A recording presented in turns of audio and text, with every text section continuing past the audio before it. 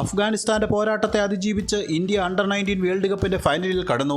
അഫ്ഗാനിസ്ഥാൻ നേടിയ 310-4 എന്ന സ്കോർ 41.1 ഓവറിൽ വെറും 3 വിക്കറ്റ് നഷ്ടത്തിലാണ് ഇന്ത്യ മറികടന്നത്. 104 പന്തിൽ നിന്ന് 115 റൺസ് നേടി ഇന്ത്യൻ ബാറ്റിംഗിൻ്റെ നെടുന്തൂണായ മലയാളി താരം ആരോൺ ജോർജാണ് പ്ലെയർ ഓഫ് ദ മാച്ച്. വെള്ളിയാഴ്ച നടക്കുന്ന ഫൈനലിൽ ഇംഗ്ലണ്ടാണ് ഇന്ത്യയുടെ എതിരാളികൾ.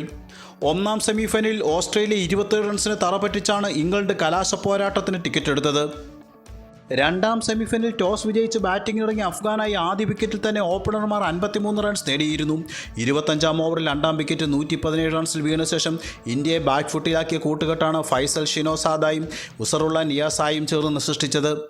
സെഞ്ചുറി നേടിയ ഇരുവരുടെയും കരുത്തിൽ 310-4 എന്ന മികച്ച സ്കോറാണ് അഫ്ഗാനിസ്ഥാൻ നേടിയെടുത്തത്. മറുപടി ബാറ്റിംഗ് ആരംഭിച്ച ഇന്ത്യയ്ക്കായി പതിവ് പോലെ വിസ്ഫോടനാത്മകമായ ബാറ്റിംഗ് പ്രകടനമായിരുന്നു ആദ്യമേ സൂര്യവംശി നടത്തിയത്. വെറും 24 പന്തിൽ 50 നേടിയ സൂര്യവംശിയുമായി ചേർന്ന് ആരോൺ മികച്ച കൂട്ടുകെട്ടാണ് പടുത്തുയർത്തിയത്. 10-ാം ഓവറിൽ സൂര്യവംശിയുടെ വിക്കറ്റ് ഇന്ത്യക്ക് നഷ്ടമായി.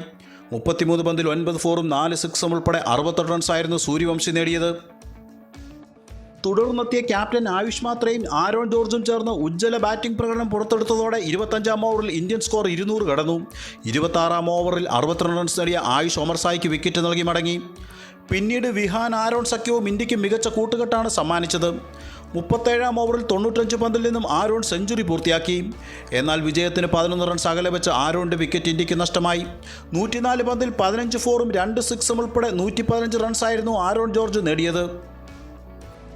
ഒടുവിൽ 42-ാം ഓവറിൽ ഇന്ത്യ വിജയം സ്വന്തമാക്കി ഫൈനലിലേക്ക് ചുവടുവെച്ചു. അണ്ടർ-19 വേൾഡ് കപ്പ് ചരിത്രത്തിലെ ഹയസ്റ്റ് സക്സസ്ഫുൾ ചേസായി ഈ മത്സരം മാറി. ഇന്ത്യയുടെ അണ്ടർ-19 വേൾഡ് കപ്പിലെ 10ാമത് ഫൈനലാണ് വെള്ളിയാഴ്ച നടക്കുന്നത്. മറ്റൊരു വീഡിയോയുമായി വീണ്ടും കാണാം. നന്ദി.